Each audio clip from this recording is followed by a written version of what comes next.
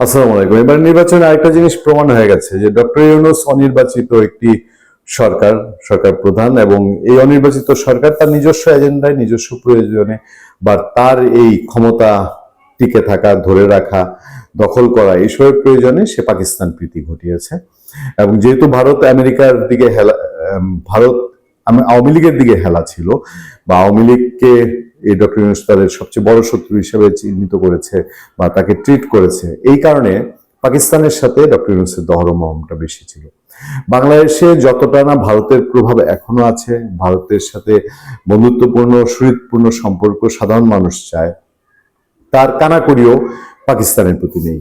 পাকিস্তানের প্রতি একেবারে সেই মুক্তিযুদ্ধের সময়ের মতোই 10 থেকে 15% যারা রাজাকার, শান্তি বাহিনী বা শান্তি কমিটি, আলবদর, তাদের যারা লোকজন দোসর, সেই 10 থেকে 15% আছে।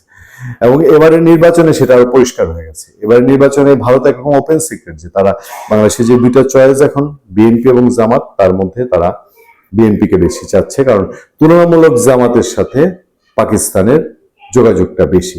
আবার এই জামাতে ইসলামী যে পাকিস্তানকে সামনে না রেখে, পাকিস্তানের কথা মুখে না নিয়ে বা প্রকাশ না করে তারা ভারতের সঙ্গে সম্পর্ক আমরা ভালো রাখবো, ভালো চলবো, এটা বোঝাতে চায়। আর যথেষ্ট প্রমাণের মধ্যে পেয়ে গেছি আমরা, যখন জামাতের আমির বলেছেন যে ভারতের সাথে তাদের নিয়মিত কথাবার্তা হয়, যোগাযোগ হয়।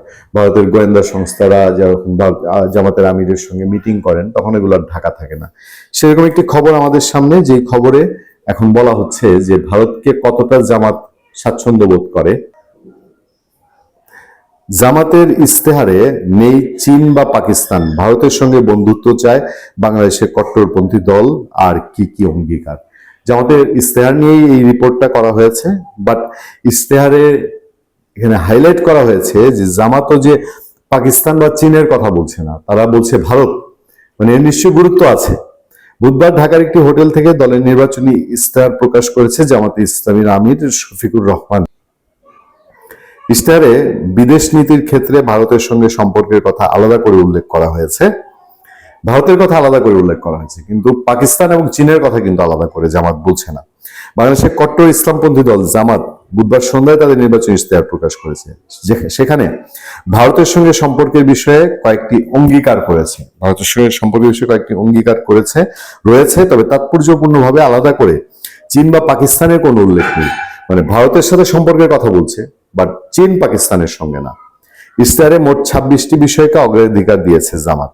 আচ্ছা, বাংলাদেশের সংবাদ মাধ্যম ধরে তারা বলছে, ঢাকার একটি হোটেল থেকে জামাতের প্রধান শফিকুর রহমান দলের ইশতেহার প্রকাশ করেন। ফেসিবাদী ব্যবস্থাকে সরিয়ে আপসহীন রাষ্ট্র গঠনের কথা বলেছেন তিনি। মহিলাদের মর্যাদা, নিরাপত্তাকেও জোরদার দেওয়া হয়েছে। জামাতের ইশতেহারে বিদেশ নীতি সংক্রান্ত আলাদা একটি পর্যায় রয়েছে। বাংলাদেশে তারা ক্ষমতায় এলে কোন কোন বিদেশ নীতি অনুসরণ করা হবে তা 10টি ধাপে সেখানে ব্যাখ্যা করা হয়েছে, তাতেই রয়েছে ভারতের উল্লেখ। কিন্তু সেখানে কোনো জায়গায় জামাত যে ভারতের সাথে ধাপগুলো বলছে, কিন্তু পাকিস্তান বা চায়নার সাথে তার কি ধরনের ধাপ, এটা কি তারা গোপন রাখতে চাচ্ছে, নাকি বোঝাতে চাচ্ছে যে আমরা ভারতকে অগ্রাধিকার দিব, সেটা ঠিক পরিষ্কার না। ভালো থাকবেন, সুস্থ থাকবেন। আপনার সাথে আমি আতিক রহমান, পূর্ণিয়া।